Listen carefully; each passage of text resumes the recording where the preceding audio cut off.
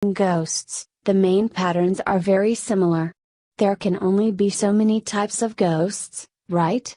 Ones to watch out for include headless ghosts. Probably initially inspired by Washington Irving's Sleepy Hollow, legends about headless or bodiless ghosts are some of the most popular ones in stories of haunted universities. The most prestigious universities in the UK Cambridge and Oxford, both have similar hauntings, which include famous Brits. Students in Cambridge believe they have seen the floating head of none other than Oliver Cromwell himself. He was beheaded, and while his body was buried, his head rests at Cambridge's Sidney Sussex College. It is said that Cromwell haunts the campus grounds, supposedly searching for the rest of his body. Oxford, on the other hand, is said to be haunted by the headless spirit of King Charles I. Students have reported seeing him around the grounds of Christ Church College. Ghosts of former professors. Another famous urban legend, spread around many colleges around the world, is about ghosts of former university professors. Such a legend exists at Heidelberg University in Germany, for example. During the Nazi era, many communists of Jewish professors at the university were sent to concentration camps. Lots of them have apparently returned to their old workplace to haunt its grounds for eternity. While students haven't actually seen them, they have reported that the chalkboards in these professors' old lecture halls self-erase, or have mysterious words written on them. A similar urban legend exists in the American University of Cincinnati. According to students and staff there, the ghost of a former classics professor who died in the 1960s haunts the Black and Rare book room. Students claim that they constantly feel like someone is watching them and keep hearing strange noises at night. Ghosts of students who committed suicide. Possibly the most widespread versions of the ghost legends are those concerning students who committed suicide on campus grounds. I guess there is something eerie about suicidal students indeed, but most stories aren't based on actual evidence. Supposedly, in the beginning of the 20th century, a young girl took her own life by drowning in a swimming pool at the University of Illinois at Urbana-Champaign. The girl had just found out she was pregnant and in her panic committed suicide. Students believe that her spirit still roams the English building of the university. Another similar myth exists at the Emmanuel College in Cambridge. A student who hanged himself many years ago apparently walks the corridors of the building. When I was a young teenager back in the day, I was obsessed with urban legends. I was so obsessed I would buy magazines each week from my local corner shop. I would then cut out the pictures, stories, and make my very own scrapbook of the legends that I thought was the best. When my mates came over, they would make so much fun of me as I used to collect these stories of urban legends. I'd even go so far as to have the posters made of the ones I loved the most. My walls was full of these posters. However, one legend that stuck out to me, the one I loved to read at least several times a day, was called Humans Can Lick Too, or The Hand Licker, depending on which part of the world you lived in. I even made up my own stories of this legend. I was so impressed with the story that I made several different stories and posted them just about everywhere I could on the internet, even Reddit.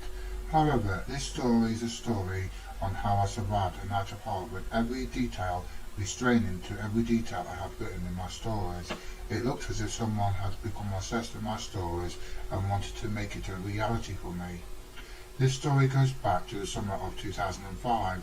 My parents would take one night a week where they would have a date night.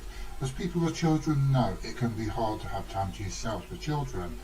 Also, you will know how children are. If they're not pestering you for something they want, then they will be wanting your attention for playtime, story reading. Even getting children to bed takes a few hours. My parents promised each other from the day the first child was born, they will take one night a week where they will go and have fun with each other. You know, go for dinner, movie, or maybe just a dance. I am the oldest at the age of 17, so I was old enough to look after myself along with my younger siblings. They usually got a babysitter, but no longer did this as I was old enough now. Besides, the money they gave me I saved up each time. thinking of buying a car one day. One week this happened, they had planned to go out for a meal, the movies, and then for a dance. They wouldn't be back until the next morning. My older siblings were staying away at a friend's house. To be honest, I was actually looking forward to having the house to myself. As those of you with siblings will understand that you can never get any time to yourself. I had a great night planned for myself. The time for their date had arrived. Don't forget to lock all the doors and windows, my parents told me as I left through the front door. Taking the words into mind, I went through the house and started to lock all the windows and making sure the doors too were locked. Now, with all the doors and windows locked, there was, however, one window left. It would have to be in the most creepiest place. I thought to myself, oh well, better get on with it. The last window was down in the basement. I hated it. It was cold, damp, not lit very well. I grabbed a torch from the drawer, turned it on, and went very cautiously down into the basement to where the window was located. I grabbed hold of the handle of the window, but it was very stiff and would not move so easily. I pulled and pulled, but it would only move about an inch. Getting fed up with the window, I looked around the basement for anything that could help me close the window. There in the corner on the shelf I saw a small can of oil. I knew that by putting oil on the hinges, and it should loosen up if I just moved the window back and forth. I did this for what seemed like 5 minutes. In the end, the window did decide to close itself, however, it would not lock. I thought to myself that it wouldn't matter, anyone that walked past the window will think it would be locked as it was now closed. Oh, how that will come back to bite me on this night. Not thinking too much into it, I knew the basement had a deadlock bolt on the door, so I decided to lock the basement door instead, thinking that would be enough, just in case someone decided to go through the basement window. Now, with everywhere locked up, I decided that I would watch a bit of TV, have a nice dinner, and then go and browse the web for any new urban legends that I have never heard of before. Before I could do any of this, I would need to feed our dog. She was a border collie, brown and white in colour. I went to the cupboard, got out her food, and gave her a generous amount in a bowl. It seemed like I was on the web for hours browsing the urban legends of how time flies by when you're having a bit of fun. It was now dark outside. Looking at the time, it read 11 p.m. Wow, that was late, I thought to myself. It was time for bed. I turned off my computer, then went to the bathroom to get ready for bed. A nice hot shower, teeth brushed, and my PJs on. I walked into my bedroom and was delighted to see the dog laying with her head just out from under my bed. She always seemed to sleep with me. I have no idea why. Maybe she liked me more than the other family members. I started to snuggle up in my bed, put my hand down near my dog so she could lick my hand. I liked it when she does this. It makes me feel safe and also assure her that I'm here and I'm fine. I kept my hand there for a few minutes before deciding that enough was enough, and it was time to close my eyes and go to sleep. Later that night I was startled awake. I don't know how or why I was, but I was. I lay there for a few minutes listening to my surroundings, and then it hit me. I was hearing the tap drip in the bathroom, and just figured it was that awoke me. No big deal, I thought to myself. It's just the tap. I was starting to feel nervous. I put my hand back down to my dog's level so she could lick my hand. This brings me reassurance, and also I know she is there if I really need her. An hour later, I was yet again startled awake. This time, I was still half asleep. I sat up in my bed and looked around the room while listening. I must have left the tap running, I thought to myself. That was, however, strange, as I was sure that I had turned off the tap. Then I thought to myself that maybe there was a leak with the tap.